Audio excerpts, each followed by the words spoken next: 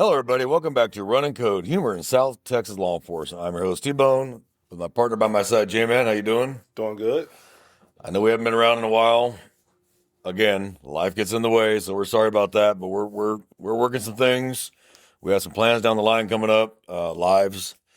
We are potentially looking. I'm not gonna say the name because someone will steal it and trademark it, and then we'll be screwed on that one. So when we know what we're gonna do for sure, and we're gonna actually broadcast, then we'll really reveal the name and the times we're going to do this. But we'll give everybody about a month out so that they know it's coming and then they can join us. So that is the goal.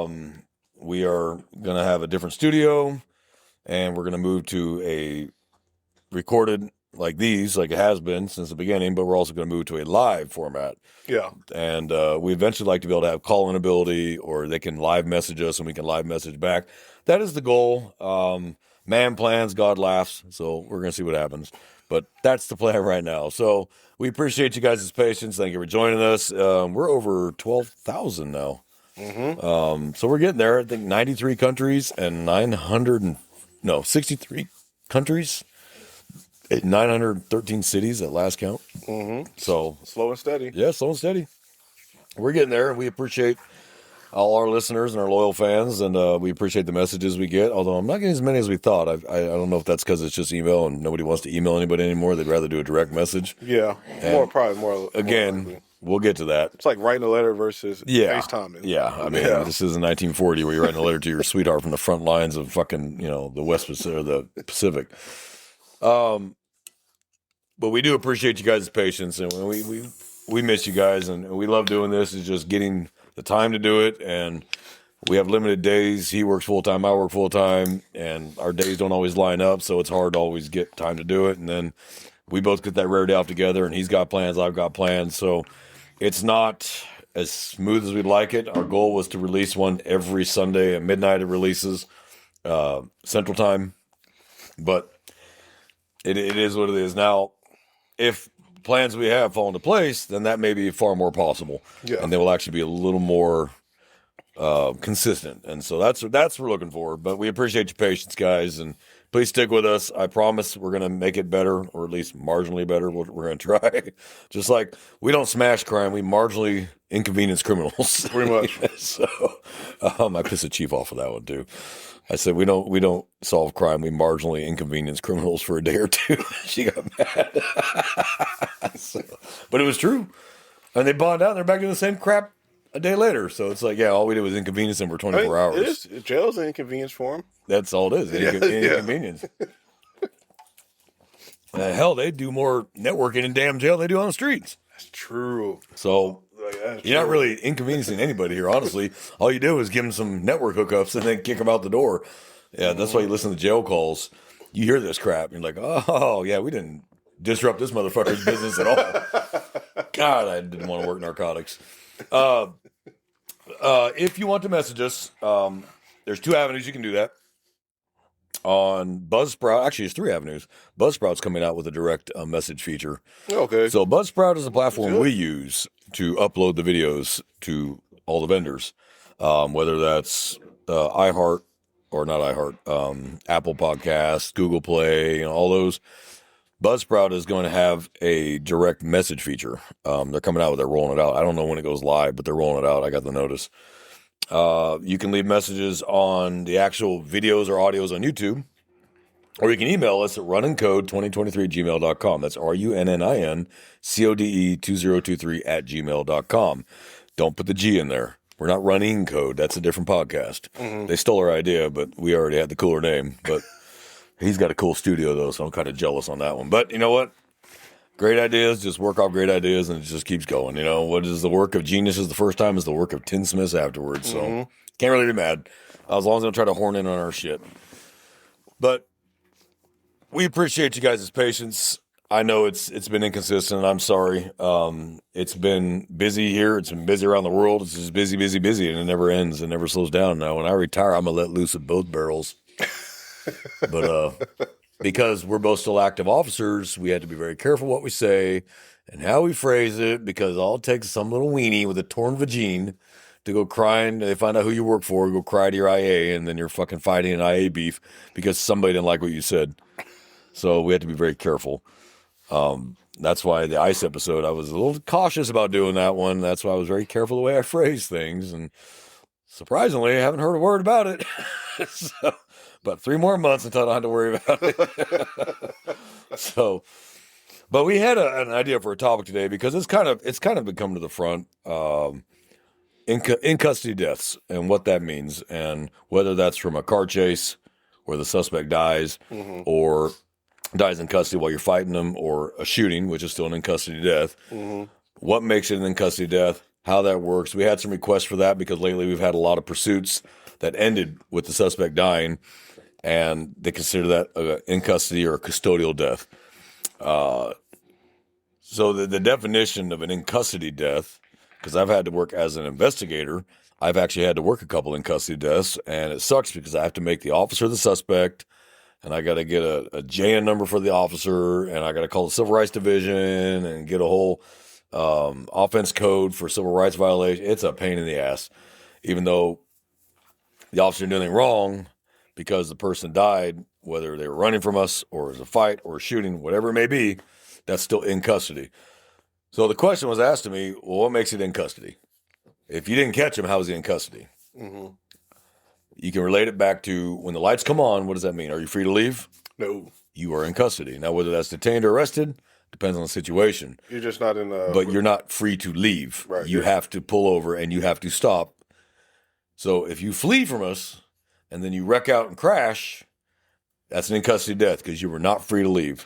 I think it's like the idea of like you're not in constructive custody. You're not in constructive custody, So but you are like in physically limit your movement. Yes, but you're still in custody because of we're You're not trying free to to leave. detain you. Yeah, you're not free to leave. So there's been 9 or 10 in the last 2 weeks alone that have made nationwide news in custody deaths from pursuits. Solely pursuits. I'm not talking about officer-involved shootings or use of force where the guy ended up passing. I'm talking about pursuits. Yep. So the question I was always asked by the officer who's now the suspect is, well, I didn't have him in custody. Okay, you didn't have him in physical, constructive custody. Correct, you didn't.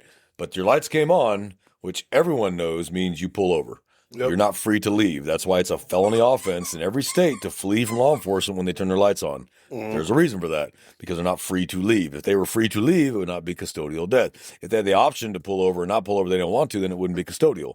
But there is no option when the lights come on, because if it's not you, we're going to pass you. If we hit the lights behind you and you move to the right, we pass you, it wasn't you. Yeah. We stay behind you, it's you.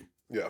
And so if it's a felony offense to evade, in Texas, it's a felony offense to evade motor vehicle, or a felony if you are convicted of a previous foot evading, the second one is a felony. Yep. You're not free to go. Yeah. So here's the scenario. I run a plate on a car ahead of me, comes up stolen. And instead of waiting for backup like I should and waiting to get a helicopter overhead and get spikes set up down the road, I say, I'm just going to light them up now. 99% of the time, they're going to run immediately. Oh, yeah. You know, so instead of waiting for that backup or waiting for the spikes or waiting for the helicopter to get overhead, so if he does take off, we just kill the lights, let the helicopter follow him. Not chasing him now. No, well, you're not. We're not chasing him. We killed the lights. The helicopter's overhead. We didn't know the helicopter's there. So hopefully he'll slow the hell down, not kill anybody else or himself, park somewhere, and then we'll...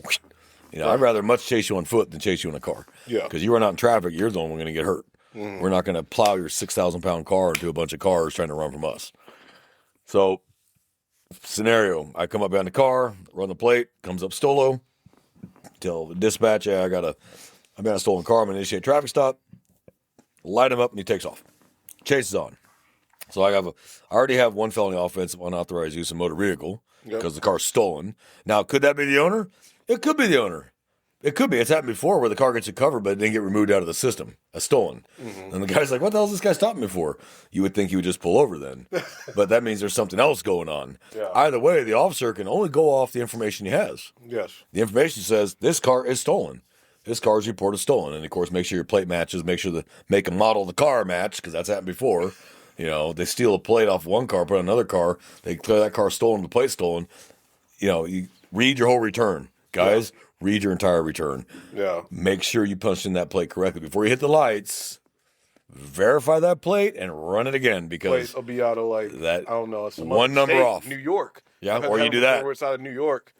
same license plate number, letters and all, Yep. but clearly not the same vehicle. It's out of New York, and you start a whole pursuit potentially, which is it's kind of funny how that would happen. Or you just do a felony stop on the wrong car Yeah, and I've seen that before. because it's out of New York. Because it's out of New York or Massachusetts or whatever, and there you are like a ding dong, got somebody prone on the pavement going, "What the hell did I do?" And of course, that's the potential for anything to go bad there. The Yeah. guy's going to reach for a wallet because he's freaking out, and you fucking shoot him, and then car wasn't stolen. He's not a turd. Like, oh shit. Now, do we have a manslaughter? And like, fuck. So, officers, when you run a plate, don't just see that stolen vehicle alert and just light them up. You know what? That's helped me is having the dispatcher read it to me. So I'll Confirm with your I'll dispatch. see the freaking wanted stolen vehicle, whatever, return. But then as I'm behind the car, because I want to keep an eye on it, I don't want to divide my attention. I just have dispatch give me the details of the stolen vehicle. Yeah, make sure And it I'm matches. looking at a Volkswagen Tiguan, but it comes back as a Dodge Charger out of Minnesota or whatever. Same license plate, obviously different make and model. Then I'm good because I audibly heard it. Yep. Instead of me sitting there trying to read it small print, line for line, and oh shit. And it could be a stuff stolen like that. license plate too. Yeah, that too. Yeah. That's why whenever we call in that we've recovered a stolen vehicle, dispatch will ask, are both plates still in the car? Yes. If one of the plates is gone, we're going to assume it was stolen off the car, and we're going to avoid those plates and put the stolen plate alert. So if you pull up behind a car, run the plate, and it's a stolen plate, the vehicle probably got a good possibility of being stolen too. Probably is a good possibility. The only thing you know is that the plate is stolen. That's all you know. And make sure the plate matches the car, because we've had that before where the owner doesn't go get new plates. They just keep the plate on the car. You run the plate, says stolen. That's the car it actually belonged to because they didn't get their plates replaced. And I want to pivot just real quick now that we're on the topic of stolen plates. Do you felony stop for stolen plates? I'm going to make a situational time, location, number of occupants, movements prior. There's a lot of factors that go into that. I've seen a couple of different responses to the stolen plate because you don't know if the vehicle's stolen, right? Yep. It's just a stolen plate. So it's do you handle that as just a Class C violation, but obviously at a more heightened awareness because the plates are stolen, car could be stolen, or you just straight out felony stopping? I know there's a lot of room in between. I mean, could you felony stop and justify it? Yes, you could, because we know as cops that there's a high potential that car's stolen. That's a high potential, but it's going to have to be situational: time, location, number of occupants. What are their actions? Right. When you light them up, are they looking back furtively and start dumping stuff under the seat? Yeah, you might want to go ahead and, you know what? Yeah, we're gonna get the driver out first. Right. Get some units there. I've done stolen plates where it's just one gal driving the car, and I read the plate and it matches the car. I'm like, so I pull them over because that plate's no longer valid. Yeah. And just walk up, ma'am, did you report stolen plates? Oh yeah. Why did you keep the plate on your car then? You need to go get new plates. All you have to do is go to the tax office, give them the offense number, and they'll give you new plates. You don't have to pay for them. They'll give you brand new plates and registration. Problem solved. But you're driving around and you're going to flag every ALPR in the area. Yeah. Like, lady, they told you this. I guarantee you the patrolman told you, hey, you need to go get new plates. Because now we want to focus solely on that plate. So whatever it's on, we want to focus on that plate. So you get some jumpy rookie, felony stops her and prones her out on the hot ass South Texas July pavement. Could he be sued for that? Probably. Would it go anywhere? Maybe not. I mean, but Probably did he look at the return? Settled before. They look on the return. Did it match the car that plate belonged to originally? Let's have a little common sense. But again, time, place, location, and common sense being the biggest one. So I've even had it too to where I stopped somebody for stolen LPs, both license plates on the car, and I actually believe this individual, the DMV gave them the same license plate number. So they didn't even change the plates. they would have to custom make that plate. I don't know. So he asked for replacement of the same plates. He didn't Yes, tell him, he hey, my asked for plates were replacement stolen. I need all new plates. What But a it's ding funny. dong. I would figure the DMV would be able to see, You would think they would, these these are stolen. We're going to give you new ones instead of Because that's where the replacements of alert comes same from, one. is RTS, registration. So for officers that don't know, when you run a plate, it goes through what's called RTS, registration and title system. That is a live, updated, 24-hour updated system. So although that's where we reported to, and they're the ones who put that alert in the damn system. So when you run an RTS, registration and title system, it says stolen plate. So you would think when they go down there and go, hey, I need new plates, they run that and go, did you mean you need all new plates, or you wanted replacement plates at the same number? Because these are stolen. No, I need new plates. Oh, so now you're just a tard. Got it. So it does happen. Yeah. So back to my scenario. So I decided to light this car up. It's come stolen. It matches. Like, hell yeah. I verified it. Oh yeah. It's got one occupant. Yeah, it's game time. Instead of waiting for air cover, units with you, spikes up ahead. And spikes are hard to get out. And spiking is very rare. We don't spike too damn often because it's just, you got to have it just the right place. You got to have someone right there, and spiking is dangerous. It's dangerous for the officer, especially. A lot of officers have been killed trying to get spikes out in front of a car or mangled because they got hit by that car. There's that very famous video of that state trooper getting just mangled by that car. So it ain't worth it. Sometimes I like to use a giant bridge abutment, ready to stop an 18-wheeler, and I'll throw them out from behind that motherfucker. And I don't throw them out in the street. That's not how spikes work. Oh my God. No, the Stinger spikes, the ones we carry, are not like the stop sticks where you just pop them out in the street. The reason why the rope is so damn long on Stinger spikes is because what you're supposed to do is walk it across the road, leave them undeployed, pull the string across the road, and wait. That's what they're designed for. And don't ever wrap that string around your arm. Don't ever wrap it around your wrist, fingers. It will literally, if that car gets by and it gets caught up in that car's axle, will tear your hand off. If you like the literally ability rip your hand off to hold a paper plate, you probably should. Yeah. Hold it by that knob. That's all you got to do. Hold it by the knob. If the car takes off, whoop, there it goes. You're good. You ain't losing fucking arms. We've had deputies, officers, troopers lose hands, lose fingers. One got his arm taken right here because when he yanked it, it wrapped around his arm, and it got caught up in the car's trailer hitch and tore his arm off. So that's a career ender. So the correct way to run Stinger spikes, any deployable style spikes, you put them across the road, run that long ass string across the road to the other side. They can't see that string at 90 miles an hour running from us. They can see the spikes if you deploy them. So when you get those officers that run out and wing it out in front of a car, bad idea, because he might swerve towards you. Yeah. Don't do that. Put the spikes on the other side of the road, run that string across. That's why the string is like 100-something feet long. And then wait. And as soon as that car's coming and he's got no way out, that's when you yank the sons of bitches all the way across the road.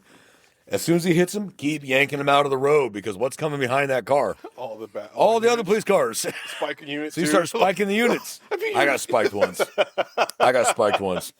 I made him change my tires too, all four. I was like, you're the idiot who didn't tell us you were running spikes out. But that's the correct way to run spikes. But, okay, let's say that I haven't done all that. I have not done the wise thing and gotten overhead. Light him up, he takes off. Chase is on. Dispatch, I got one running. Direction of flight, speed, traffic conditions, weather conditions, all that. The whole smash. And then the guy bombs the intersection. Boom! Hits a car. Driver dies. Of the suspect vehicle. The suspect vehicle. The driver of the suspect vehicle dies. Okay. That is an in-custody death. Yeah. He was now free to leave. Now, at this point, as an officer, you are a suspect in an in-custody death.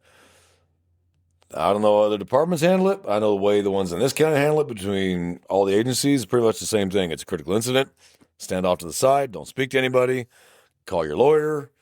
Call CLEAT, TMPA, whoever you got. Call the union, whatever you got to do, whatever they handle that. Hey, I've been in an ICD. I'm the prime suspect. It is what it is. We have to treat it that way, because the first question is going to be, were you in policy? And the second question would be, did you have a legal reason to stop the car? Yeah. Now, 99 out of 100, this works out just fine. Yeah, legal reason to stop the car. You're within policy. You're good. But you got to go through the ass pain of being considered a suspect. Yeah. And it's a pain. On the detective side of the house, I have to go through everything, all radio traffic, all video traffic, everything, and paint this whole picture to the DA's office about what occurred from A to Z. Was this officer within policy? Was this officer within the law? Did he have a legal right to stop the car? You actually got to cite case law on these prosecution guides. Makes sense. The officer is a suspect now. Typically, the way our department handles it, and I've seen the other major departments in there handle it, is that officer goes on admin leave at first, 5 days to 10 days, depending on what the admin will give you, and then you're on admin duty. which means, yes, you still have your powers of arrest. Yes, you're still a police officer. You don't typically get your badge and gun pulled, but we're going to work on a desk, whether you're expediting calls or you're working for fleet or whatever you're doing. You're not doing general law enforcement duties Yeah. in your area. You still have your police powers. You're still a police officer. That's not been stripped from you. Some agencies don't take those from you. Some agencies take your gun and your badge and say, you have no police powers right now. Mm-hmm. We don't do that. We just typically, all right, here's your admin duty orders. You're not to work any part-times. You're not to wear your uniform unless you're called to court, blah, blah, blah. And if so, you got to get permission from your supervisor. Yeah, there's a whole mess to it. That's not my bailiwick. As the detective, my bailiwick is, okay, was this a legal chase? What happened? What caused this crash? Was it the officer's fault? Was it the suspect's fault? Now, modern policing, it's always our fault. Always, always, always, always. This is why I tell trainees when I was training them, even if you have a green light and you blow the intersection 100 miles an hour and that guy runs the red and you hit him, it's still going to be your fault. They're going to declare it your fault. Because we still have Because you have a duty to clear the intersection, slow down, make sure they can hear you and see you, because these idiots don't look left or right. Or they'll look left going this way when they should be looking right. They'll look left when it's a one-way. I've seen a person panic in their rear view mirror. They don't know what to do. I was behind them, and I'm just, and I'm like, okay, I see you. I'm just like, I'm wondering to myself, like, damn, this is bad. Like, just get out the way. Like, if not for nothing, if you don't know what to do, just move over any direction, left or right. Just get out of the way. There I prefer you to move to the right. And just always move to the deadlock. right. It was just crazy. Because I'm going to pass you on the left. Yeah. I'm going to assume you're moving to the right so I can pass you on the left. So as soon as I move left, all of a sudden you move left in front of me and I plow into the back of you. Yeah. So move to the right, people. That's the best advice. That would be the opposite of this way. Move to the right. This way, towards the curb. In America, we drive on the right side. Pull to the right. Whether it's up against the curb, we'll pass you and then we keep going. On a highway, just move to the right. We're going to try to pass you in lane 1 or 2. Just get around you and keep going. If it's you, we're going to stay behind you and move over with you. It's you. Could be a London right.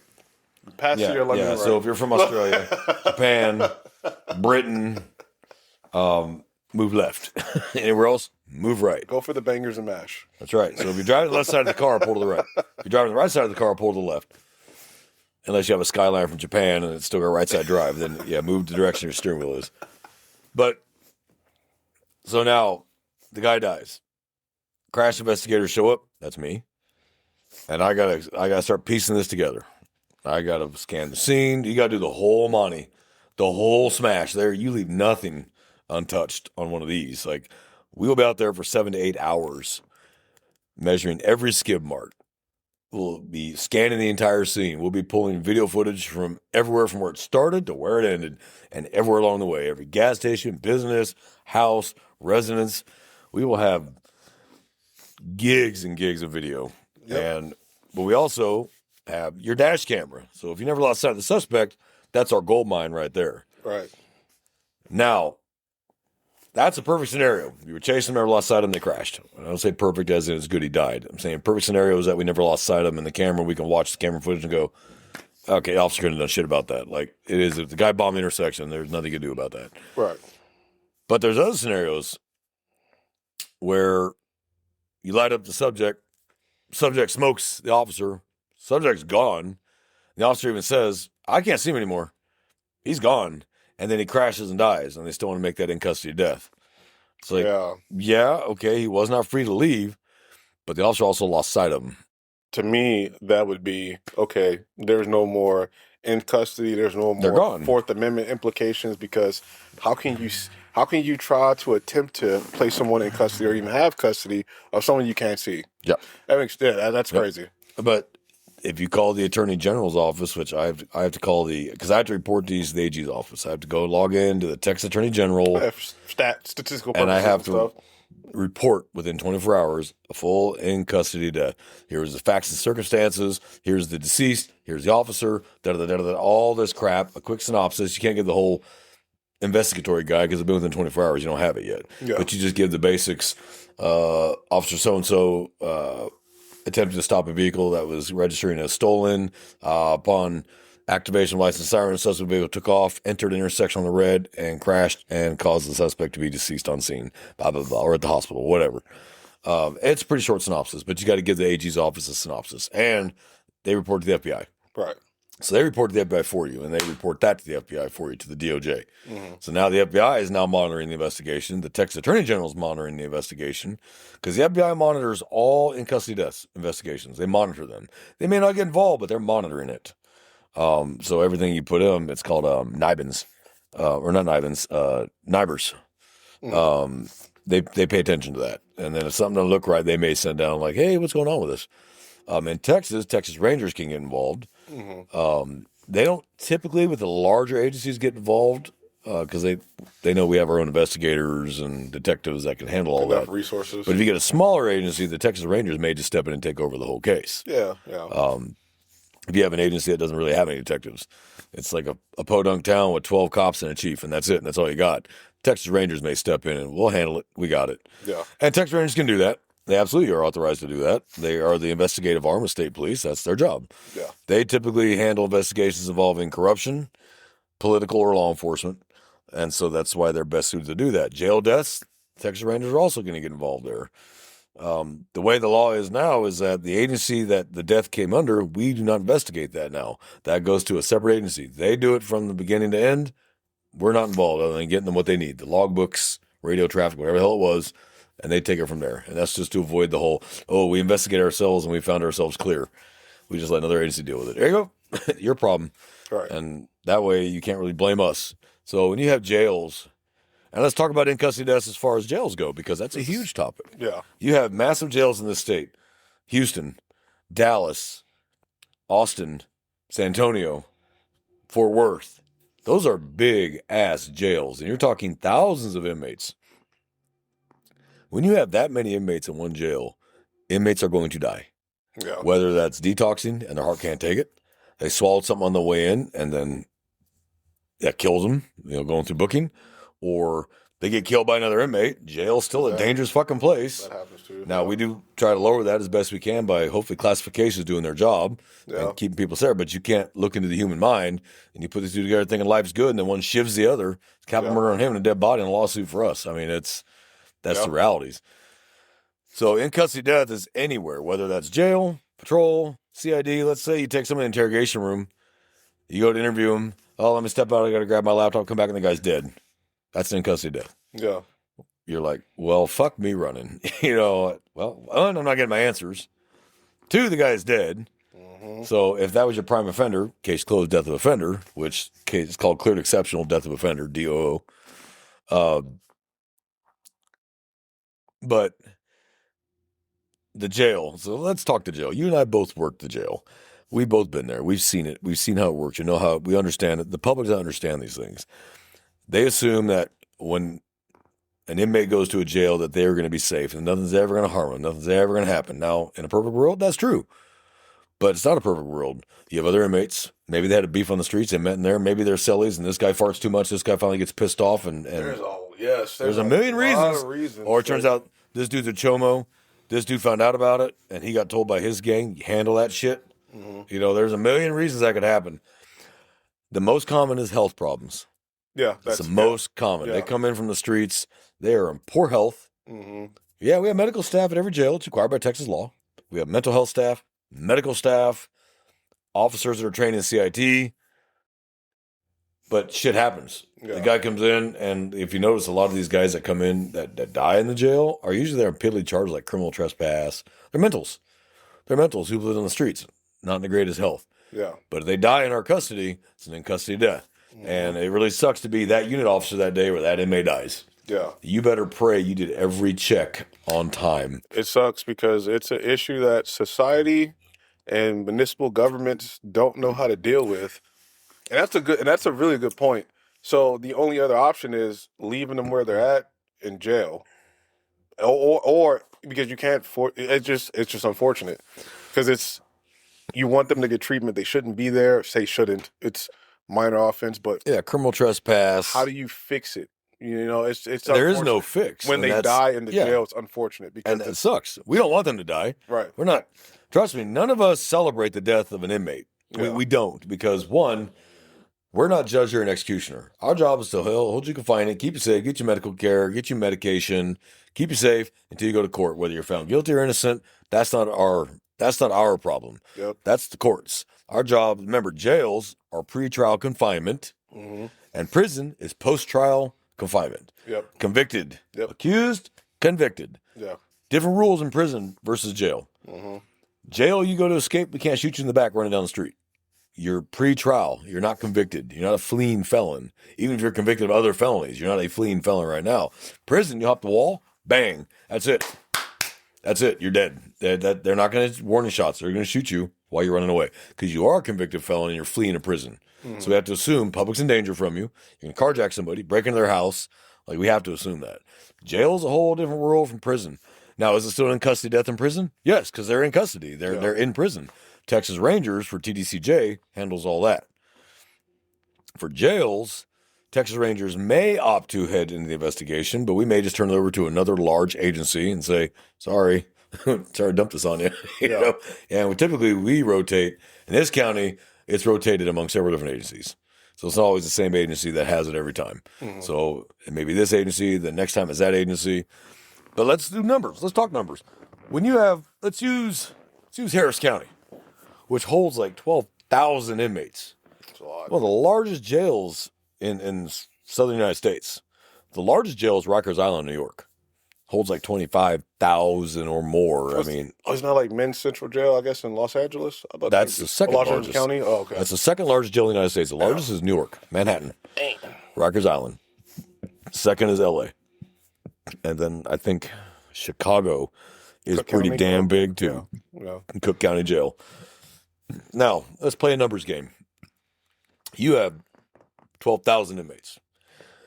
Is it feasible to think not a single one's going to have a heart attack, swallowed something on the way in, got something while in there, because that happens too, because drugs come into the jail, whether it's by officers bringing them in or inmates smuggling up their butt, they're going to die. It's going to happen. There's a difference between officers allowing an inmate to kill another inmate. That's murder. That's straight up murder. There's no two ways about that. It's capital murder, actually. You are in a jail confinement setting. And that inmate croaked because of a medical problem, a narcotic swallowing, just old, bad heart, whatever it is. But the family goes, oh my God, you're supposed to keep them safe and you killed him. No, we didn't kill him. Okay, outside of the earlier mentioned instances where we do gladiator pods, where officers allow inmates to beat up another inmate. No, that's not ever okay. It's not good. It's not okay. Our job is not to do that because that's not our job. We're charged with keeping them safe. It's no different responsibility from jailers versus patrol officers. There's no difference. Your job is, once they're in custody, to keep them safe. That means keep them from being attacked by other people. Yeah. Because they are accused, not convicted, and that is not your job. Your job is not to enact revenge. It's not your job. We don't do revenge. This is why I never wanted to work child crimes, because I'd want to reach across the table and jack slap the shit out of somebody, but they've not been convicted. I have no right to do that. I am not a judge. I'm not a jury. I'm an executioner. No, that's my job, is to gather the facts. If there is enough probable cause that this person committed the offense, conduct the investigation, forward to the DA's office. The DA's office handles proof beyond a reasonable doubt. Right. That's their job, right? Not mine. We can't take this shit personal. It's not personal. That's why it's easy for people to say, well, it didn't happen to you. You're right. And if it did, I wouldn't be investigating it. I wouldn't be allowed to, because now it is personal, and I can't separate that personal. That's why you don't work your own cases. So I'll give you a great example. My car was burglarized a while back. I was like, whatever. All they know was they stole a pair of handcuffs out of my truck. They broke the window and stole a pair of handcuffs. I'm like, okay. I wasn't even mad, honestly. I knew my time was coming. 4 years living here, and I never once got burglarized. I knew my day was coming, and it happened. It happened on camera. I got the video footage of it. I was like, whatever. I called out patrolman, got a case number. Here you go. Here's the video footage I found from my cameras. That's it. I really don't care. I had the window replaced by the next morning. Whatever. Move on with my life. Well, I got a stern call from my CO. You will not work this case. I wasn't going to work this case. I don't care. One, I'm not vehicle burglary, so I don't care. That's just like watching paint dry. I ain't doing that. But two, I already knew better. Right. Yeah. So I'm not even going to try. I turned over the video footage I had from my cameras, and here you go. That's all I know. I'm not interested in working the case. I'm not interested in running the person down. I do not care. But there's a reason why they still had to call and tell me, do not work this case. Yeah. Because they're covering their ass. That way, if I do something stupid like find a guy and end up tuning them up, They'd be like, you couldn't be emotionally separate because it's your car, it's your stuff, and they're right. So you can't work your cases where it involves you or a family member. You can't, or you can't be emotionally separate. To be an effective officer, you have to be emotionally separate. You are there for facts, cold, hard logic, truth, and facts. That's it. No emotions. Now, that's hard to do when it's a child death, or if you love animals, like I love animals. I have a real hard time with someone that abuses an animal. I get pissed because I love animals far more than people. I love horses, dogs, cats. I love animals. I can't stand fucking people. People suck, And I love children because we said this before. They're all our children. As cops, they're all our children. I love kids. I love it when kids run to me and just tackle me with a hug. I'm like, what the hell? Oh, hey, and I got a sticker for you. I love kids and I want them to feel comfortable with us. I want them to come up and talk to us. I want them to feel safe with an officer. And a little bit of a tangent, but nothing annoys me more than hearing some parent, be good or I'm going to have him take you to jail. And I'm like, I glare at him. I'm like, don't fucking say that. You want your children, if they're in trouble, to find the nearest police officer and feel safe with that officer. Yeah. You're instilling that fear from minute one. Like, really? No, I like that kid. I'll take you to jail. I like that kid. The kid and I are going to get ice cream. I'm going to take you to jail. I hate hearing that ignorant shit. I've heard it in Waterbury's. I've heard it in McDonald's, Taco Bell, wherever. I've heard that crap before. Like, oh, that officer's going to arrest you. I'm like, we don't arrest juveniles. Well, I was just a joke. Okay, jokes are supposed to be funny. That's not funny. Yeah. You're scaring that kid. And that's all good. How you doing, buddy? Want a sticker? What's your name? I'll talk to them, high five or whatever. I want them to be comfortable and feel safe with me. I need them to think if I'm in trouble, I will find a police officer, a sheriff's deputy, a state trooper, somebody with a badge. Please help me. And so that annoys the shit out of me, but that was a little bit of a tangent. But God, that annoys the shit out of me when people do that shit. So citizens that are not cops here, don't fucking do that. It's not funny. It's not cute. We don't think it's cute. We don't think it's hilarious. We think it's fucking stupid. I think it's absolutely stupid. Please don't do that. Right. And for the civilians that love to make the jokes and you go into any restaurant, oh, that came for you, Jimmy, or hey, it wasn't me.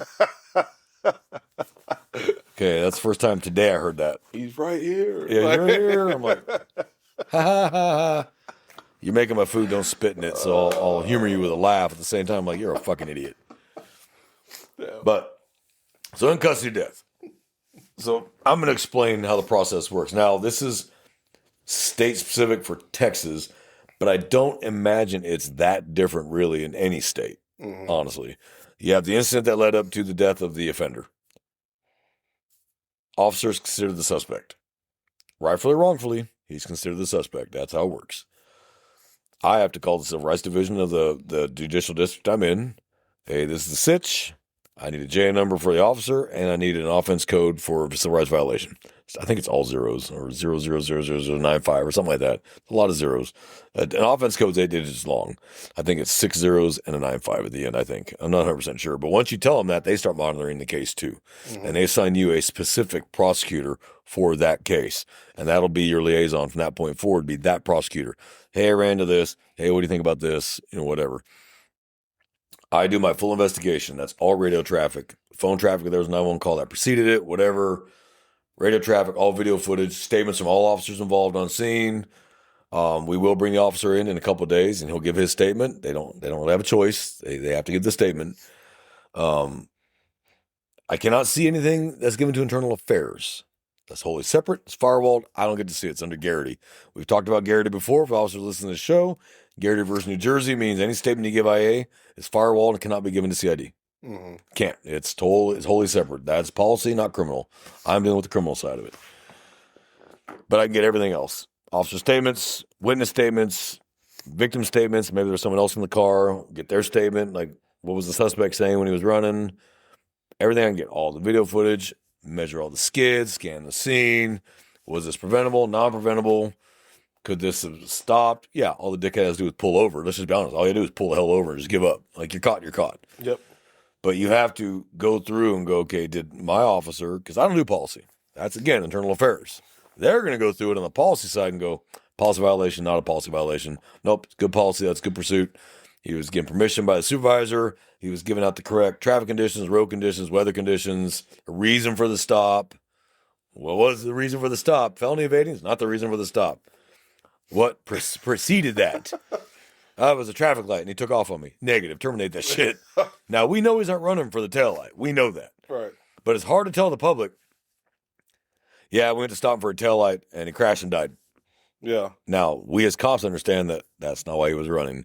There was something else in the car. He had a warrant. There was something else going on. Drunk, high, drugs, gun, warrants. He had another reason he ran. It wasn't the fucking taillight, I'll tell you that right now. But the public doesn't hear that. The family's grieving and lashing out. It was just a taillight. Yeah. We know there was more to it than that. But now some agencies don't care. Like Texas DPS does not care. You ran. You could have pulled over. And they're not going to patty cake next of kins. They're going to be like, shouldn't have ran. He had a choice to pull over anytime, and he chose not to. Sorry. Other agencies are a little more politically aware, but you remember, state police works for the director who works directly for the governor. Mm-hmm. Municipal and county work for the people in that city and county. So if you want to be sheriff, you want to get reelected, you have to kind of pander to that a little bit instead of, they can't all be Grady Judd. Yeah, he's stupid. There was that one in L.A., outside of L.A., was it Riverside County Sheriff's Office? Oh, Kern. When they ran the guy. When they ran the guy over, and he said, yeah, we ran him over. He shot one of the officers. Very blunt. Oh, yeah. Killed the officer. He killed the officer, yeah. Yeah, so he's like, yeah, ran him over. Deputy's dead. And, yeah, that's legal force right there. That's 100% legal. If you can shoot him, you can run him over. Yep. That lethal force, regardless of what you're using to hit him with. Now, that's why vehicles, you got to be very careful. Hitting a suspect with a vehicle, even at like a real slow speed, like just to bump him, knock him down, you, depending on where you're at, could end up on charges for aggravated assault. You could.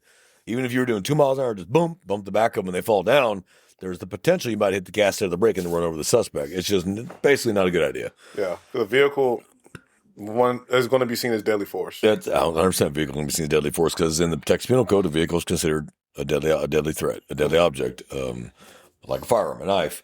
Vehicle, that's why it's aggravated assault. If I try to run you over, it's aggravated assault, deadly weapon. The car is the deadly weapon. Mm-hmm. So, officers, I don't recommend you do that. Unless he's turning around and firing back at you, then fuck it. You squish his ass and park on top of him if you got to. But if it's like fleeing suspect, just running on foot, I recommend you don't hit him with your car. Don't do that because you're gonna have to deal with that. I like the movies, so don't do that. Hit him with the car door. Yeah, don't do that. I'm not saying I never did that. I'm just saying don't do that. But when I allegedly did that, it was way before this was a problem. Now it's a problem. And as law enforcement evolves and gets a little better about some of the things we do, maybe let's not do those things no more. A lot of it is political awareness, awareness of the public and the shifting values and what they think is bad versus what we know is bad. I've seen a million uses of forces, and I've seen very few that are actually like, ooh, we shouldn't have done that. Most of them are like, yeah, it was a righteous ass whipping that dude had coming. Like, it is what it is. But it's not what we know, it's what does the public know. Mm-hmm. And, of course, the media does not help in this regard. Yeah. They inflate everything, and, oh, my God, they beat this poor man for no reason at all. No, there was a reason. You may not like it, but there was a reason. We don't just walk up and just jack slap people in the face. That shit may have happened in the 50s and the 40s and all that crap. No. I have never once, nor have I witnessed an officer just walk up and just jack slap somebody in the mouth. Ever. Have you ever seen that? No. Can you honestly say that cops are racist? You are a black man. Do you feel that cops are racist? I want a genuine answer out of you. No. Have you ever felt like, oh man, these cops are racist? Like they're going to beat that black guy up for no damn reason. No, and even then, I'm not even going to be around for that. Like, I'm taking off. It's not my business, not my problem. Yeah. So I'm just not inserting myself into other people's business. But no, like you said, that could have been a problem, more problematic and more out in the open a long time ago. But yeah, back when it was considered that's how things were. But like as far as like the great lengths that governments are going to try to say like, hey, this is not we're trying to reduce this being a thing. No, I haven't. Yeah, I've never seen it. The public would have you think that it's a common problem everywhere. No, not really. Now, if you get down to maybe backwoods Southern Alabama or something, or maybe backwoods Mississippi, maybe. And because generationally things haven't changed much in that town, you know what I mean? But by and large, no, I've not seen that. And it's asinine for people to say stupid shit like that. That is like saying every black man's a criminal. It's stupid. That's a dumbass fucking sentence because no, they're not. Every person is a unique individual. Mm-hmm. So this whole broad stroke, they're all bad. No, it's horseshit. You have bad in every fucking occupation on the planet. You got bad doctors. You got bad firefighters. You got bad post office employees. You got bad military members. There is no job that is lily white. It does not exist because we're human beings. Mm-hmm. At the end of the day, human beings do human shit. Yeah. which human shit being dumb shit. That's just the realities. So, but back to in custody death, I keep tangenting. I haven't had enough. I think I need some ADHD meds. I know what HD is, but I got 80 of them bitches. So now I finished my investigation. I do my whole prosecution guide. I have everything. I have a whole checklist. Yep, got it. Put everything together, do a whole prosecution guide, typing up everything that happened from A to Z, and I send it off to prosecutors. Okay, here you go. Now, I will call them and go, there's nothing here. Officer, nothing wrong. I'm sending it to you and just letting you know there's nothing here. Or I'll call and be like, yeah, this one's going to be a problem. Like, yeah, that officer did X, Y, Z, because it is what it is. I do not make the narrative. I just explain it. You know, I don't make the news. I just report the news. That's what happened. I cannot hide anything. Absolutely not. Because now, one, that's conspiracy. Two, it's obstruction. Three, it's lying. So everything I'm saying, if I did that, is out the window. Nothing will be credible ever again. So if you did something stupid, I can't hide it. And I told officers, if you do something stupid, I can't help you. I can't help you. You are still responsible. You knew better. You did it anyway. That's on you, not on me. Like, you made a poor choice. Please don't do that. You know, I'm not going to hide shit for you because as a detective, I am duty bound. When I'm reviewing footage, if I see a civil rights violation, I have to report it. I have no choice. So I'm reviewing footage and the officer, inmate's just cuffed and just talking shit, and the officer is like, bah! Jack slaps him. I have no choice but to report that internal affairs, report it to PIU, and report it to the CID lieutenant and go, hey, you might want to watch this. And that sucks. But he made the choice. I didn't make the choice. I didn't make him do that. He chose to do that. He lost his temper emotionally because the inmate called him a name, or the shithead called him a name. Who gives a fuck what they call you? Officers, if you hear nothing else I say, who gives a fuck what these people call you? You don't care about their opinions any other time. Why do you care about their opinions now? Yeah. This is not somebody you normally sit and have a beer with and care about what they had to say. This is a suspect in custody for a crime. He's going to say whatever he's got to say to vent, get it off his chest, act like a shithead. He's going to call you names. Who cares? It doesn't mean anything.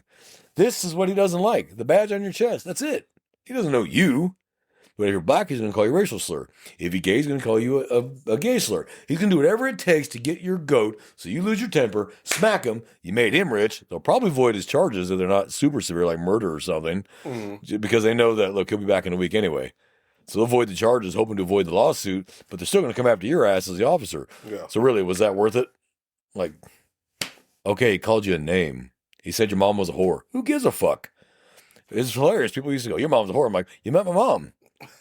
And they would get mad because that's not what they were hoping for. Right. And I would tell my mom, and she'd laugh. My mom was a fire dispatcher for 20 years. Like, this, she has a thick skin, too. She's like, whatever. She don't give a shit either. You know, she's been called, when she was a 911 call taker, originally she was a 911 call taker for fire. She got called every name under the sun there was. They're just reacting emotionally to what's going on at the time. Remember, when people call 911, it's typically the worst day of their life. For you, it's another routine call. For the suspect or for the victim, it's the worst day of their life. Their car was stolen. Their car was burglarized. Their house got burglarized. Now, don't get me wrong. I can see how having your house burglarized will feel like a serious invasion. Like, you never feel safe again. Yeah. Because this is, a house is supposed to be your safe place. That's why it's called a castle. Castle doctrine. Yeah. You like I tied that together in a bow? Hey, castle doctrine. You feel safe there. So I can see where you'd feel violated. Absolutely, I can see that. So to them, that's the worst day of life. To you, it's just another burglary. Here's a burglary inventory. Fill that out. Get it back to us. Call this number when you're done. We'll have a patrolman come by, pick it up, and we'll take care of it. Make sure I get the serial numbers to the TV, whatever. To us, it's no big deal. To them, it's like, oh my God, my TV's gone, my jewelry's gone, the stuff I worked hard for, because you did work hard for it. I mean, as an American who works hard, you'd like to keep your shit safe. Yeah. That's why we have door locks. Yeah. And that's why the state allows you to use deadly force when it comes through your damn doors, because that is your castle. Now, don't follow them out in the yard and shoot them in the back. Don't do that. That's not legal, justified to use deadly force at that point. This is 1950 where you can shoot someone in your property after dark. No, don't do that. You call us, we'll deal with it. Get a good description, let us handle it. Don't follow them down the damn street. Just let it go. Okay, your shit may or may not get replaced, but you cannot be replaced. So don't do that shit. And then we've had people, I'm following them right now, and our dispatcher's like, don't. This guy's going to turn around and start shooting at your ass. Yeah. And that has happened before. He's going to miss you and hit people down the road further. He won't hit you probably. It's very rare. They'll hit the guy down the street. They'll hit the kid on his bicycle. Like, don't do that. Yeah. If you can get a plate, great. We can do a lot with a plate. We can do amazing things with a license plate. Stop. But in custody only applies to first responders, law enforcement, prisons, jails, anywhere where we can legally take someone into custody and hold them. That is where in custody means. Oh, mental hospitals too. Oh, yeah. Because they are not, they're not there. They're there against their will. Yeah. They've been committed, so they're in custody. The courts have placed them under the care and custody of that mental health facility. So that is in custody death too. I don't know who handles that though. Yeah. I think it's state. I think state handles all those because I've never ever worked one. We've had them. It's happened before, but I've never worked one. So I think Texas Rangers or maybe the AG's office, maybe someone else handles that shit. Right. But for me, primarily, when I'm talking about in custody, I'm talking about law enforcement. And whether that's jail or whether that's the LE side, patrol, whatever it is, that's what we go after. And it really sucks to have to go through the process. But so far, every ICD I've worked, I've cleared the officer, and then the prosecutors have cleared him right behind me. It takes another couple months. They go through everything. They make sure that what I'm saying in here matches up with the footage and the scientific evidence and the measurements and all the math we do on speeds and all that crap, and they'll send me what's called an ICR, and it'll say no probable cause, and it'll say here's the reason. And we have found this officer clear. The officer has not done any wrongdoing. This case will now be closed by Civil Rights Division. No further action necessary. Done. All I do is I forward that to the officer. Congratulations, you're clear, brother. I knew you would be, but I still had to do the whole rigmarole, but congratulations, you're cleared. And then I'll hope that IA cleared them and didn't oh, yeah, no, you got 9 policy violations. Criminally is good, but 9 policy violations, you're fired. But I don't call IA. It's not my bailiwick. That's not my job. I did my job. My job is narrow. Right. I don't branch out. I keep it. What am I looking for? Criminal. That's it. Right. I don't care about policy violations because I have no right to do that. I'm not a sergeant. I have no right to do that. If you notice, most agencies of internal affairs are sergeants. Yeah. There's a reason for that because they can order you to give that statement. And now it's insubordination for disobeying that order from a sergeant. PIU is going to be detectives. They can't order you to do shit. You're a criminal suspect. You have rights. They cannot order you to speak. But in ICDs, you do give a statement. So when I had mine, OAS, I had to do my full statement, but they give you 3 days. 3 days, then you come with your lawyer. You sit down with your lawyer and the lead investigator on that case, and you go over your statement. All you're doing is giving your written statement, because that night you're not giving a written statement. Your brain needs to kind of process what happened. And then that statement becomes part of the prosecution guide. That's why you write it with your lawyer. Should I phrase it that way? Should I not phrase it that way? It's not what you say, it's how you say it. So if you get excited, I shot that dude, and you sound like, I'm excited I shot that dude. In your mind, you're just trying to process, oh my God, I shot that guy. You're not excited, you're not thrilled, you're not happy about it, but how does it sound? Right. Does it sound like you were thrilled to do it? And yeah, I got one, notch on my belt. Or holy shit, it happened so fast, I didn't know what to fucking do. People react to those kind of situations in every weird way there is. They look like they're laughing and joking. They're not. They're freaked out, and they don't know what else to do. So they're just kind of yeah. They're not actually thinking it's funny. They don't think it's cool. It's just, it looks bad. That's why when the media is watching us on scenes and they see us laughing, we're talking about nothing involving what we're dealing with. We're talking about something else. Hey, did he see Jimmy, what he did the other day? That dumbass, and you're laughing about it. But the media sees it, go, look at that. They're crying. They're laughing over that body. Has nothing to do with what's going on with that body. But the media will paint that picture. Did you see that? I want to talk about this today. Did you see that? Was it Riverside Sheriff's Office? The SWAT officer, the SWAT sergeant? You didn't see that? The helicopters overhead had a barricaded subject in a car. Started as a pursuit, guy wrecked out, and they had the car surrounded with the Bearcat and all that, and the guy's barricaded in the car. The guy ended up dying. I don't know how he died, whether it's self-inflicted or officer-inflicted, but the SWAT sergeant was behind the Bearcat and the news helicopters overhead. He's swiping on Tinder. I did not see that. On an active barricaded subject. The SWAT sergeant is sitting there swiping left and right on Tinder. Does it several times, and then when he turns the Tinder off, you see a picture of a woman in the back as his back screen. I'm like, hope that's your daughter, not your wife. He's in trouble.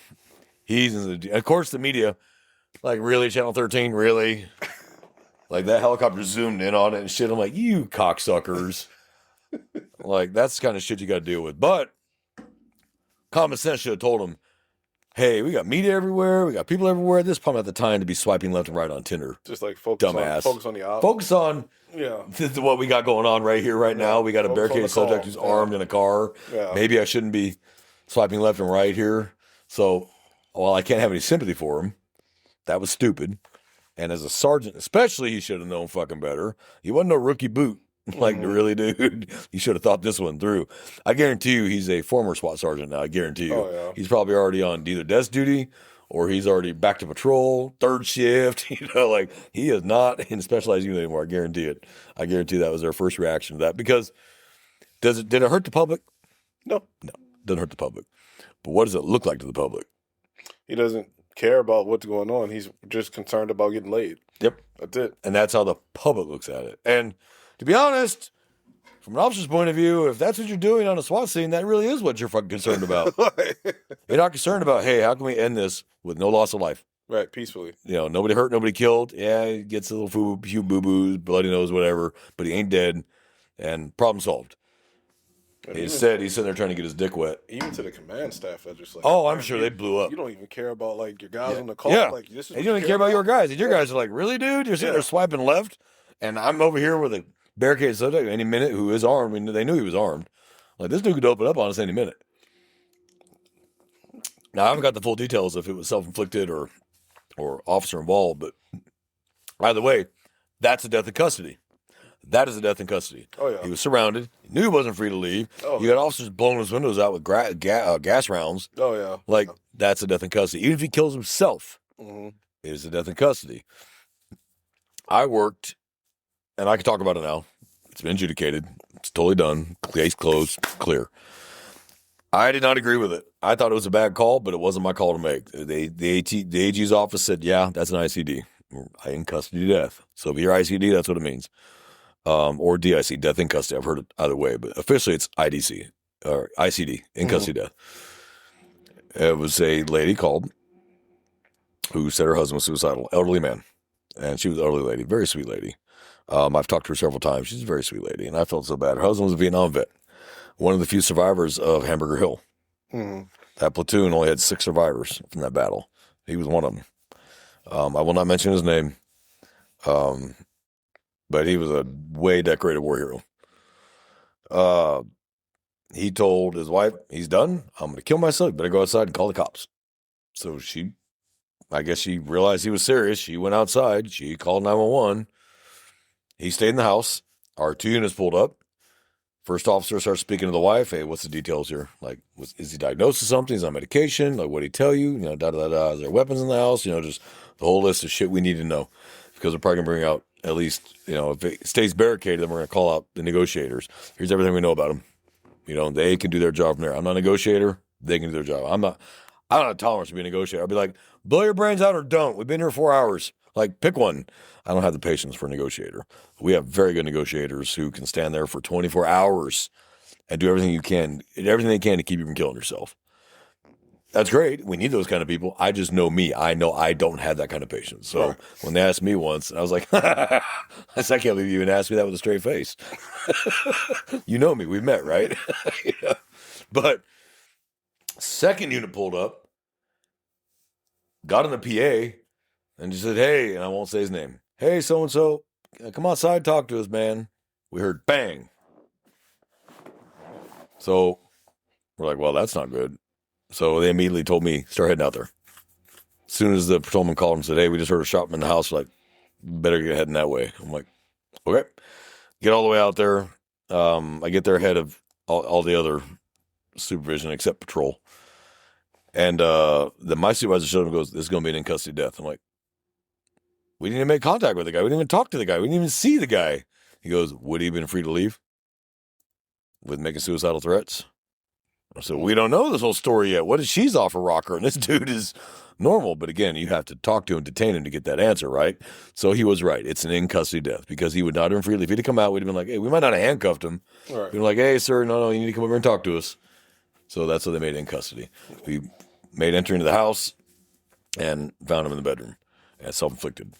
But I had to make those 2 officers suspect in an in-custody death. Mm-hmm. I was like, this is the stupidest, this is the broadest reach I've ever heard of in my entire life for an in-custody death. But that was what happened.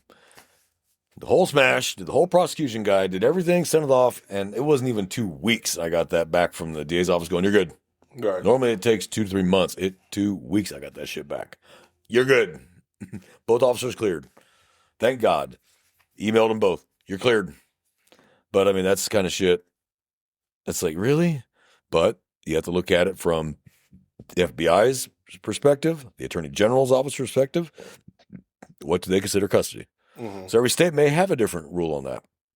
You may have a state that says, if we haven't physically got a hold of them, it's not in custody until we put handcuffs on them. Because I've heard that argument. If we didn't get handcuffs on him, he's not in custody. Yeah, but again, like the traffic stop earlier, when the lights come on, you're free to leave? No. Yeah. So, no, you're in custody. Whether you like it or not, you're detained. Well, if you don't understand about traffic stop, that's an actual physical arrest. Just because we're not cuffing you doesn't mean you're not under arrest. You are under arrest. We just don't tell people that because they freak out. Yeah. You know, when they go, am I detained? You can actually say, actually, you're currently under arrest. You're going to get, oh my God, they're going to wind up. So just don't say that. Mm-hmm. Yes, you're detained until the completion of the traffic stop. Okay? Yeah. But you are actually under arrest on traffic stop. You violated the Class C. You're under arrest. The ticket, your signature is your bond that releases you on public or personal recognizance. Appear in court on this date and time. Yeah. That's why some states, when you refuse to sign it, you go right to jail right then. Yeah. Like, you're telling us you're not going to show up. So, nope, you're going to jail right now. Texas being one of them. Texas is one of them. But if you get to a large enough county, Harris, Bexar, Travis, Dallas, they don't have time for that shit. Mm-hmm. They don't have time. They're not going to fill up the jail with a Class C ticket violator. That's stupid. It's already overloaded as it is. No, that's dumb. You know, you don't want to sign it? Fine. What I used to do, and I was told to do, was write, refuse to sign. This means when the judge gets it, there is not going to be, he can go log in later and just pay the fine. Oh, no, the judge is going to require him to come see him. Yeah. You wouldn't want to sign it? You're going to come talk to me. That's the difference. So that's in custody death.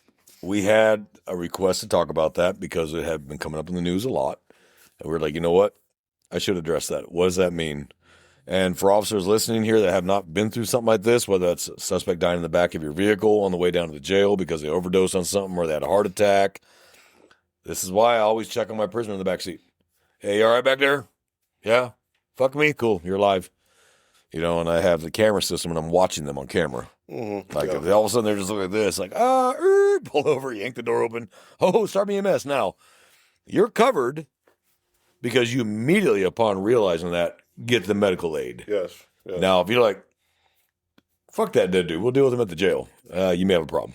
Yeah. Because you're not a doctor. Maybe you could have saved him, but you didn't even try. It's indifferent. That's right. Yeah. Deliberate indifference. Instead of pulling him out now, start CPR, take the cuffs off, and start CPR immediately. Mm-hmm. It is what it is. It's not personal. Your job is to save lives first. Primarily save lives. Preserve life, protect property, enforce the law, arrest offenders. Sometimes the offender turns into save lives. Yeah. It is what it is. Your first duty is to life, above all else. It sucks sometimes, but again, we are not judge, jury, and execution. This isn't Judge Dredd, where we get to make the call right then and there. That's not how that works, because there is no way that would ever not be abused. Yeah. Because power corrupts, and absolute power corrupts absolutely. Mm-hmm. Going all the way back to the beginning of time. You give someone absolute power, it's going to corrupt them all the way. Mm-hmm. It may not happen right away, but even the most steadfast, ethical person is going to have a hard time maintaining that when you have full, absolute authority. Yeah. Kings, if no, you're never going to say no, and if people are going to do whatever you tell them to, no matter what, you're not going to tolerate anyone telling you no.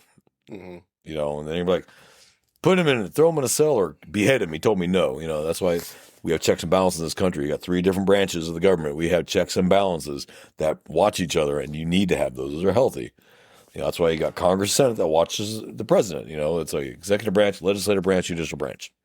Law enforcement works under, I'm going to be very clever here. There's 3 branches of local government and there's 3 branches of federal government. They're all the same. Executive branch, legislative branch, judicial branch. Law enforcement works under the executive branch of government. Mm-hmm. We don't work under legislative. We don't make the laws. Right. We don't work under judicial. We're not judges. We work under the executive branch as law enforcement. We enforce the laws. That's the big fucking difference. And those 3 branches watch each other. It's like a triangle. And they watch each other. and they check and balance each other. And that's how we maintain as much impartiality as we can, because we're not in charge of everything. They're watching what we do, we watch what they do. Judicial or legislative makes the laws. Judicial is the one who convicts or acquits and all that crap, and executive is the one who enforces. That's separation of powers. Right. We are not a power unto ourselves as cops. We have actually very limited authority, and that's probably a really good thing. People think, oh, you have this unlimited power. No, we don't. And it's a good thing we don't. I've been to countries where cops do have unlimited power. That's a dangerous thing. Mexico, that's a prime example of that. Eastern Europe, prime example of that. Those cops are an absolute power unto themselves. Asian countries, not Japan. Japan's very first world, very civilized. But Thailand, I wouldn't mess those cops. Anything south of the border, the U.S. border's going south, the further south you go, the more the law they are to themselves. That's reality. Here, we put all those limits on officers for a good damn reason, because we're not a power unto ourselves. We arrest you on probable cause, and that's it. We're at the report, and we let the judicial system figure it out. Not our bailiwick anymore until you're called to trial. And then you testify to what the facts as you knew them. That's it. Right. It's not, I can't stand that piece of shit, he should go to jail. Now in our head, we're going, he's a piece of shit and needs to go to jail. But that's not our call. We tell the jury the facts. That's it. The facts as we know them, and that's it. We don't embellish, we don't lie, we don't cover anything up. This is the facts as we know them. Even if you have evidence that might clear this guy, you have to give it. It's called exculpatory. You have no choice, because it's not personal. Now, these days, if you actually make it to like death row, you probably did it. You know, the checks and balances are so severe in those kinds of cases that if you actually get convicted and actually make it through appeals and actually make it death row, you probably did it. The days of to modern crime, DNA cleared them from 30 years ago. That's a different time frame. So you got those cases now, people actually being acquitted now who've been in prison for 30 fucking years from DNA. That's a heartbreaking thing. That really is a heartbreaking thing, that an innocent person went to prison for 30 years for something he didn't even do. Now, that's a travesty. And there's that very famous judge that said, I'd rather see 10 guilty men be free than one innocent man go to prison. I can agree with that. Yeah. Because that's the shithead's always going to be a shithead. He's going to break the law again somewhere else. You know he's going to. But an innocent man to go at 20 years old and then get out at 50 years old, the whole life is fucking gone. Oh, here's $5 million. Sorry about that. That's not enough. Yeah. You can't give me the time back. My 20s, my 30s, my 40s. Like, yeah, you gave me, okay, even if you give me $30 million, great. Where's my 30 years of my life? Can't get back time. Yep. These days, with all the modern technology we have, if we got you, we got you. There's so many avenues now. We got you. But that's good. And that's appeals. I think appeals are great. I think you should be allowed to have an appeal. Absolutely. Just make sure all the lines are, T's are crossed and the I's are dotted. But once you get to your final appeal, let's stop this sitting on death row for 10 more year bullshit. Let's get this shit done. Okay, you're taking up space. The citizens are paying for your welfare. You've already convicted of murdering somebody or super aggravated sexual assault of a child or whatever capital law offense it was. Time to call it a day. But you should be allowed to have an appeal. That way you just make damn sure everything was done right, because the first time any man's rights are violated, that starts an irrevocable chain that binds us all. Yeah. So that may sound weird coming from a cop, but I do believe in civil rights. Even if I had to use force on somebody, I didn't want to hurt them. I just want to get them into custody. I'm not trying to hurt them. In fact, I'm trying not to hurt them because I don't want to write more damn reports. I don't want to go to the damn hospital. Yeah. So please, dude, stop making me do this. Just put your hands on your back and stop fighting me. You're already caught. It never made sense to me. You're already caught, man. They're just adding charges now. Even if you were found innocent of the first charge, this one, we're going to get you lock, stock, and two smoking barrels because it's on camera. Right. So stop. But maybe that's just me. So for those that ever want to know what an in-custody death was, well, today you got quite an education on it and how it works. I thought it was a good topic. We realized we try to spitball. We want topics from you guys, too. If you have an idea, something you want to hear, something you want to discuss, send us an email to runningcode2023@gmail.com or put an idea in YouTube on the comments. We don't erase comments unless they're racist or biased or prejudiced. Those will erase. But if it's you're fucking pigs, well, we're going to respond back. Thanks for watching. Appreciate the like and subscribe. Appreciate it. He can hate us, just keep subscribing. Draw and run that algorithm with your comments. Hell yeah. But if it's racist or prejudice, I don't want to hear it. Oh, yeah. Anything else, if you say it publicly, we're going to shame you publicly, and we're going to shame you on the show because you said it publicly on YouTube. I mean, you said it publicly. It's a public comment. If you email us and you don't want us to say your name, we won't. If you want to send us a personal email that you don't want read, that's fine. We just let us know that. If it's something you don't mind us talking about, we're not going to mention your name unless you demand we mention your name. We're not going to tell them your agency unless you demand we, divulge your agency. I don't believe in doing that. I'm probably not going to do that anyway. If you're just trying to get your 15 minutes of fame off us, just remember your admin may find it one day, and so it may not be the best idea. So, but I think that's an important topic. I think officers should be educated on what an in-custody death is. I know when I went to the academy, they never once even mentioned it. I never heard about it. I didn't know what an ICD was. I'm like, what's that? I didn't really learn it until, my first shooting. Yeah. Then I was like, oh, that's an in-custody death. Oh, okay. Got it. So I think it's important that officers understand what an in-custody death is and understand what's going to come from it, at least in Texas. I don't know how the states work, but I don't imagine they're all that different anywhere, really. Death is death. Right. Whether you had the lights on, you shot them, whatever the hell it is, they weren't free to leave. So I think it's important you know that. And as citizens, I think it's important you understand how this process works and what it means and why there's no immediate instant resolution of this crap, because it has to be thoroughly investigated, which is why when you do see them rush to indict an officer and take him to trial, 9 out of 100 they're acquitted because the jury gets all the facts, not just the ones you saw in the news and the 30-second clip you saw, but all the facts. What the officer know leading up to it? What actions did he take that he deemed reasonable? Did 6 out of 10 other officers deem those to be reasonable as well? The reasonableness factor. Graham versus Connor, Garner versus Tennessee, all these case laws that handle use of force. And again, the majority of what we do in law enforcement is Fourth Amendment. Search and seizure. Arrest is a seizure. So he search you when you're in custody, that's a search. So that's the majority of officers need to understand. The Fourth and Fifth Amendments really do need to understand that. They really need to understand that big time. First Amendment, not really. Unless you're the officer who arrested somebody because he's annoying you verbally. No, dude. He has the First Amendment right to call you a pig. Yeah. Okay? You don't get to be offended by that. Okay? If you wanted a job where everyone loved you, you picked the wrong fucking one. Go be a fireman. Okay? Because nobody hates a fireman, even if they only save your foundation. And for the firefighter friends of mine, I know that's hurtful, but it's still true. But please, in my house, ever catches on fire, save more than my foundation. Make sure you get Jax, the third member of our running code crew. This is Jax. Please save Jax. Yeah, you. I don't know why. I guess I love you. So, Jamie, anything else to add today? Nope. All right. Well, brothers and sisters out there, please be safe. Keep your head in the swivel. This world's just getting more and more dangerous. People care less and less. You got to make the right decisions morally, ethically, and legally, and pray to sweet Jesus you made the right damn decision. And sometimes you just got to make an immediate decision and pray to God it was the right one. And you're going to have 50 other officers telling you 50 other ways they would have done it. Well, you know what? It was on you. So just do your best to make the best decision you can with the information you have at the time, and hope that common sense and a lot of luck lead the way. Yeah. I could have had a lot of ICDs over the years. I just got really lucky and got them into custody without that. And thank you, Jesus, every day. I don't want to do that. I don't want to hurt anybody. That's not the purpose of our job. We're not executioners. Yeah. So, and you should never ever think you're an executioner. This isn't 1800s tombstone where the marshal was the law and that was it. He could execute you on the spot. Negative. Yeah. Everybody's entitled to trial. That's the base of our system. Everyone's entitled to a fair trial by a jury of your peers, which is the stupidest thing I've ever heard, is a jury of your peers. If I'm a cop being tried by a crime, I want 12 other cops. That's what I want then. I want 12 cops on that fucking jury that understand my job. Civilians don't understand this damn job. So is that really my peers? So, I don't know. That's a whole different discussion for a whole nother day. So, everybody be safe.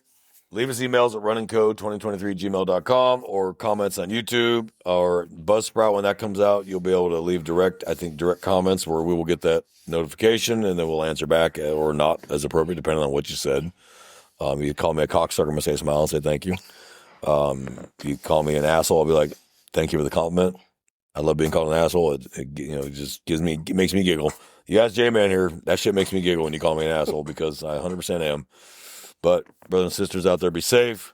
All our loyal supporters that are civilians, please keep supporting us. We appreciate your help and support. That's what we need. That's end of the day. You help us with that. Be a good witness. Tell us what you saw. Come up, shake our hand, say, hey, thanks for what you do. I will tell you right now, most officers don't really care about hearing that because it makes us uncomfortable because this is what we're supposed to be doing. So I would feel uncomfortable. Thank you for your service. I'm like, thanks, not a problem. I get uncomfortable because I'm like, that's what I'm supposed to be doing. Yeah. That shouldn't be out of the norm, but that's just me. Maybe, I don't know. Do you get, when people come up and tell you that, you're like, oh, thanks. I just say thanks, and that's it. Like I don't take it like one way or the other. I just say thanks. I just would rather be ignored. Yeah. Oh, that too. It's If my- I'm in a Whataburger, just leave me alone to eat. Don't come up, want to start chatting with me, sit down, talk to me. You want to show that you appreciate us? Ignore us. That'll show how you appreciate us. We appreciate being ignored. Trust me. I don't like to eat out in public in uniform. I prefer it, but I don't want to eat in my car either and get it all over my shit. So it's like, I got to eat here. I don't have time to meal prep. God, that sounds nice. People have that kind of time. That's great. I don't have that kind of time, but maybe you need to just make time for what's important. So, J-Man, unless you have anything else to add, I think we should cut these people loose, start and stop jawing their ear off. What do you think? Yeah, no, that's good. All right. That's probably a good idea. Yeah. It was a good, decent time. They joined us on this fine Sunday. So, well, from J-Man and I here in South Texas running code, we're out of here.